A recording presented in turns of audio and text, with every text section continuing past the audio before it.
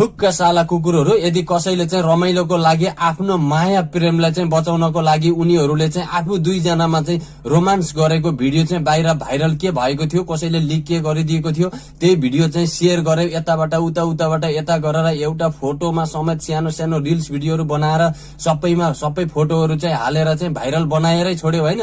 आखिरीमा त्यो बहिनीको चाहिँ ज्यान लिएरै छोड्यो होइन। साले कुकुरहरू खातेहरू यस्ता पनि मान्छेहरू हुने। साले बरु सक्छौ भने आफ्नै बेइज्जत गर्न, कति गर्छ साले डाम्नाहरू मरनच्यासेहरू। मैले जस्तो गर्न बरु सक्छ नि। मैले अरूको बारेमा कसलाई के भनेको छु, मैले चाहिँ मेरै बारेमा बरु मैले खुट्टा ठडाई जे मनमा लाउँछ, जे नराम्रो शब्दहरू पनि बोलेर चाहिँ मैले मेरै बेइज्जत गरिराखेको हुन्छु। सक्छ भने आफ्नै बेइज्जत गरेर देखाइ।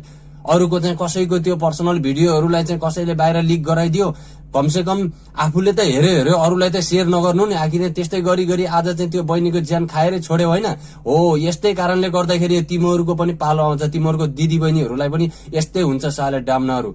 तिमीहरू चाहिँ एउटा नेपाली भएको हुनाले चाहिँ नेपाली भाषामा गाली गरेको। मैले सबै नेपाली केटाहरूलाई जतिले पनि यो भिडियो शेयर गरेका छन् त्यो केटाहरूलाई चाहिँ मैले गाली गरेको छु। चाहे त्यो इन्डियाको होस् चाहे त्यो नेपालको होस्, जुन देशको भए पनि एउटा कुनै न कुनै आमाको छोरी होला र कुनै न कुनैको चाहिँ त्यो एउटा न एउटाको चाहिँ दिदी बहिनी नै थियो होला। भोलि बिहान तपाईहरूसँग पनि यस्तै कुरा आउँदाखेरि चाहिँ अनि तपाईहरूलाई थाहा हुनेछ।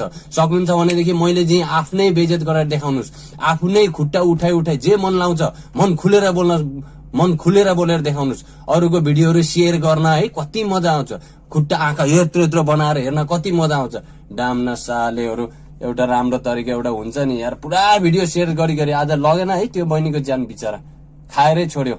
भोलि बिहान तिमीहरूको पनि त्यस्तै भाइरल भिडियो चाहिँ त्यस्तै भाइरल हुन्छ। त्यो बहिनीको भिडियो चाहिँ भनिएको छ कि त्यो केटाले चाहिँ आफ्नो गुगल पर्सनल पेन ड्राइभमा हालेर चाहिँ गुगल वेबसाइटमा हालेर चाहिँ लुकाएर राख्दाखेरि चाहिँ उसको साथीले चाहिँ त्यो लिक गरेर त्यो ह्याक गरेर चाहिँ त्यहाँबाट चाहिँ त्यो भिडियो बाहिर निकालेर चाहिँ त्यो ऊ गरेको हो भनेर। आखिरमा केटी त मरेर गयो बिचरा, त्यो केटाको के दोष थियो? त्यो केटाले अहिले सजाय पाएको छ। पुलिसले कसरी हिर्काएको छ त्यो केटालाई? पिट्नु थियो त पिट्नु थियो, दुवैजनालाई पिट्नु थियो, दुवैजनालाई सँगै राखेर सोध्नु पर्ने थियो।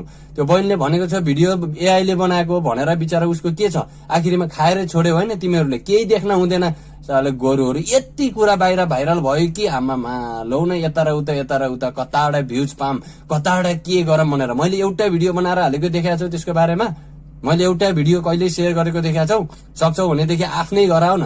पहिला गङ्गु छेत्रीको पनि त्यस्तै गर्यो। भोलि बिहान जब तिमीहरूमाथि यो समस्या पर्न आउँछ नि त्यतिखेर चाहिँ त्यस्तो हुन्छ कि जुनले चाहिँ यो भिडियो चाहिँ त्यो बहिनीको भिडियोहरू चाहिँ सबैभन्दा धेरै चाहिँ शेयर गरेको छ, अर्को पटक त्यस्तै फिल्मको हिरो चाहिँ त्यो हुनेछ है डाम्नाहरू।